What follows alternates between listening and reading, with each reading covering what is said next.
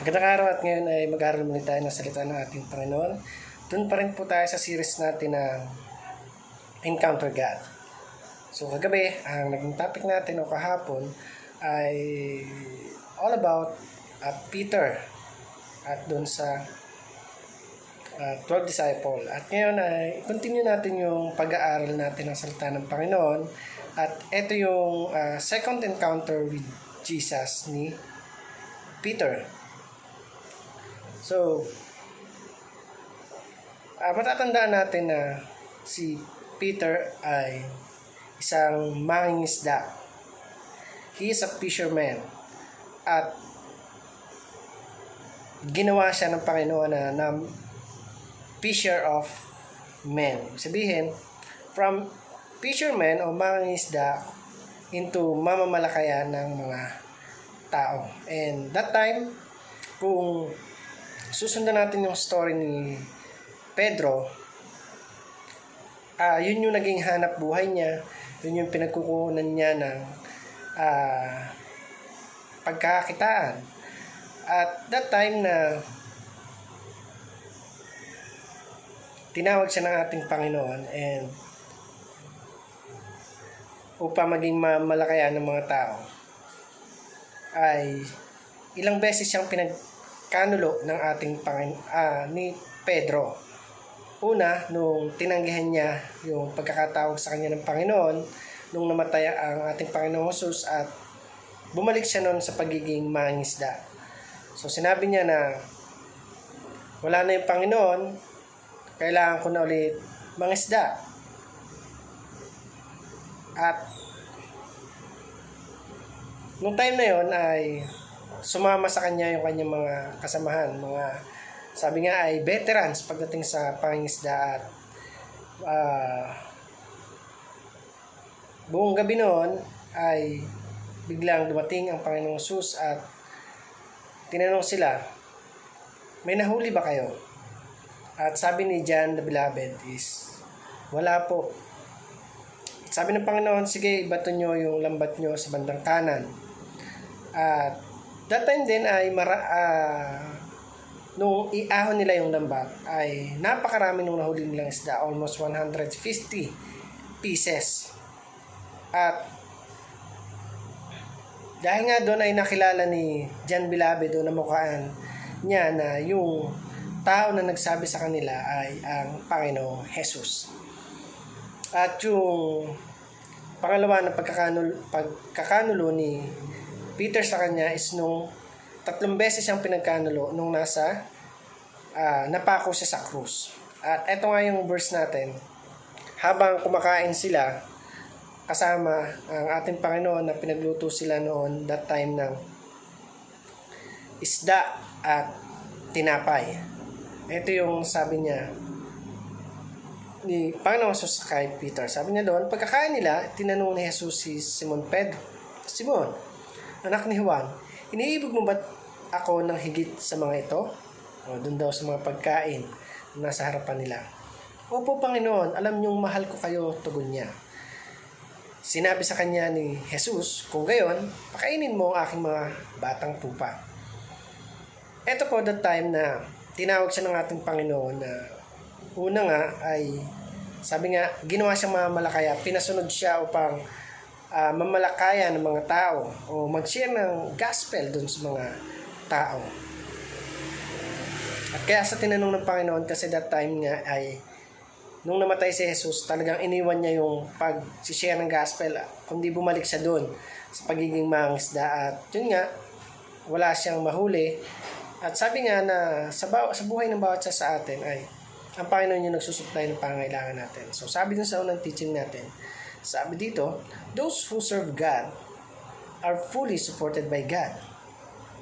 So yung lahat daw ng naglilingkod sa ating Panginoon ay wala nang dapat pang alalahanin pa sa mga bagay-bagay dito na meron sa sanlibutan. Ibig sabihin, kung ikaw ay isang fully na naglilingkod sa ating Panginoon, ibig sabihin, hindi ka nagtatrabaho, kundi ginugugol mo yung time mo sa ating Panginoon. Sabi doon, ang Panginoon yung bahala sa'yo. Yung sinasasakupan mo o yung mga sinisharean mo, nakikinig ng mga salita, na sinishare mo, yun yung bahala na mag-provide yung pangangailangan mo. Pero sabi nga, may mga iba naman na sabi nga ay aral, hindi fully sa Panginoon o may mga trabaho at yun ay ginagamit nila bilang pang-support sa sarili nila o self-support kung tawagin. At meron mga pastor na talagang ginugugol yung time nila sa pag-share, sa pag-Bible study. So maraming mga bagay at pamaranan ng ating Panginoon. Pangalawa, sabi dito, those who serve God must love Jesus more than their livelihood. So eto nga yung time na si Peter ay tinawag ng Panginoon, pero nung namatay talagang iniwan niya yon, kundi bumalik siya doon sa pagiging mangingisda niya. Pero sabi ng Lord, those who serve God must love Jesus more than their livelihood. Ibig sabihin, yung mga tunay na naglilingkod sa Panginoon ay mas binibigyang halaga yung salita ng Panginoon kaysa doon sa ano pa mang bagay na meron sila. Ano mang bagay na meron sila ay higit na kayang ibigayan o provide yan ng ating Panginoon. Kaya huwag tayong matakot, huwag tayong mangamba na baka wala tayong kakainin bukas, sapagkat sinabi na ng Panginoon na siya na yung bahala sa lahat. Once na ibigay mo yung sarili mo sa Kanya, ialay mo yung sarili mo sa Kanya, ang Diyos na yung bahalang kumilos sa iyo. So, trust God and follow God. Siya na yung bahala na mag-provide ng lahat ng pangangailangan na meron ka. Number 3, sabi dito, those who serve God must focus on feeding the church of God.